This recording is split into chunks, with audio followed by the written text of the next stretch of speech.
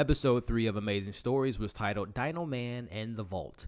An awkward young boy and his grandfather are transformed by the arrival of a mysterious ring ordered from a comic book 60 years ago. Hey, what's going on, everybody, and welcome back to Movie Files. Elliot here today to talk about the latest episode of Apple TV Plus, Amazing Stories, Episode 3. Very excited to talk about a story I was actually very excited to see and very excited to talk about it with you all today. Before we dive into it, as you can see on the screen now, guys, make sure you're following me on all my social media accounts. If you haven't already, definitely subscribe to this channel. Make sure you hit that bell so you don't miss any of my new videos. Also, make sure you give this video a thumbs up. Really helps out the channel, but I also really appreciate it. And last but not least, if and when you all have seen this latest episode of Apple TV Plus Amazing Stories Episode 3, let me know what you all thought of this episode. So, like I did last week, I don't think I need to go into the spoilers. I'll just keep probably most of these episode reviews probably spoiler-free until something crazy happens in one of the episodes and I want to talk more in depth with you all. But I'm just going to keep this spoiler-free. So, this was one of the stories I was very interested in seeing based on the trailer of Amazing Stories. When I saw Robert Forster make an appearance in that trailer, I was like, oh man, I can't wait to see this episode. For all of us that know, Robert passed away this past October.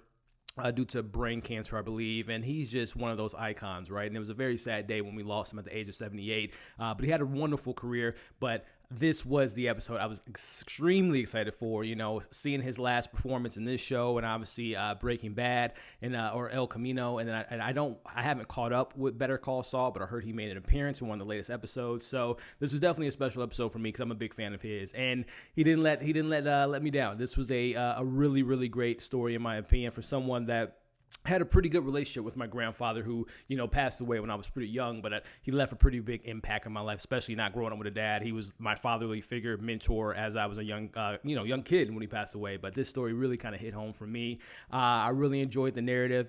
We've seen, and that's been the theme, right? We've been familiar with these 3 episodes so far. We've seen these stories being told. First episode being a love story, a timeless love story, if you want to call it that. Second episode is kind of a, speaking your truth type of episode and speaking your mind to the loved ones while you're here on earth. And then this episode was just a classic story about generational love, and passing things down to a generation and maybe not appreciating certain things while it's there, but then looking back at your mistakes. And that's what I really liked about this episode.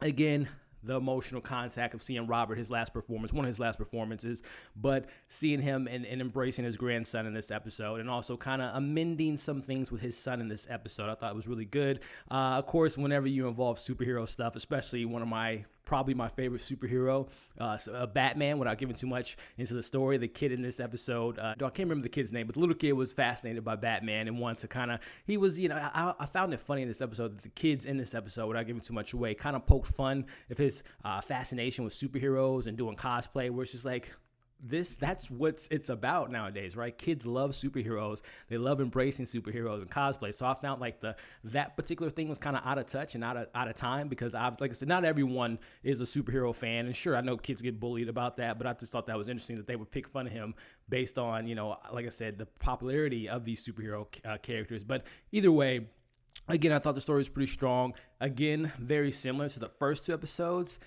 The intent is there, right? The story of the grandfather embracing his grandson, making amends with his son, the superhero powers with the ring of Dynoman, without giving too much into the episode.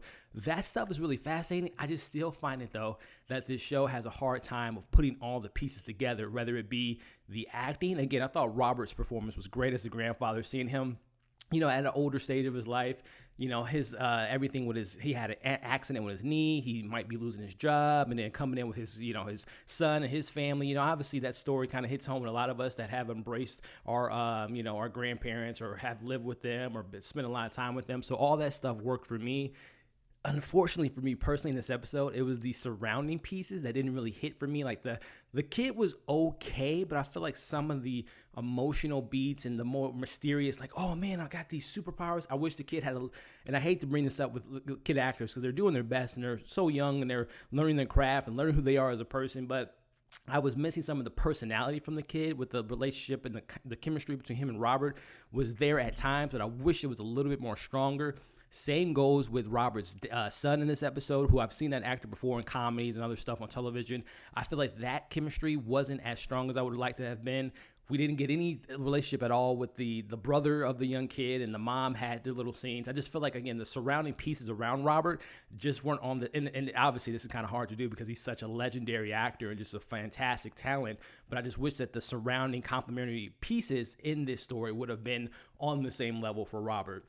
And there was obviously some kind of cheesy moments, which every episode so far has had that kind of PG, kid-friendly approach to the episode, with him doing the speed that looked kind of, the VFX weren't that great. And but those are just minor things. The biggest thing for me in this episode that I wasn't really on board with was the relationship around the other surrounding players, the grandson, the dad. I felt like that. I wish that the chemistry was a little bit stronger. And then the whole spin at the end with the car stuff, I thought could have been a little bit stronger in the script. But very similar to the first two episodes, the message is there, and I can see the message in there. It's just that you got to kind of go through the other stuff that isn't as strongly executed as the theme of the story. But again, that's the thing. These are stories.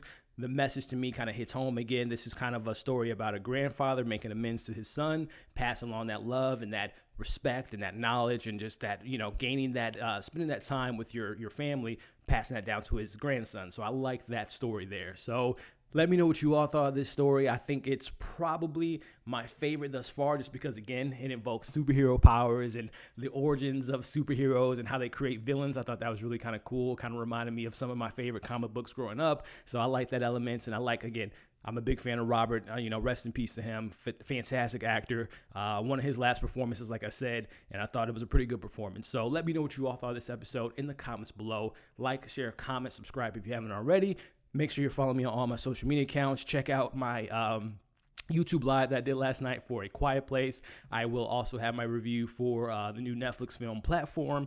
And then there's an Apple TV Plus movie, The Banker, that I will be watching and have a review for that probably tomorrow. And then the Platform probably tonight. So keep an eye out for those videos. Hope you all are staying safe out there. And I can't wait to see you guys on the next video. So thank you all for watching this video, and we'll see you soon.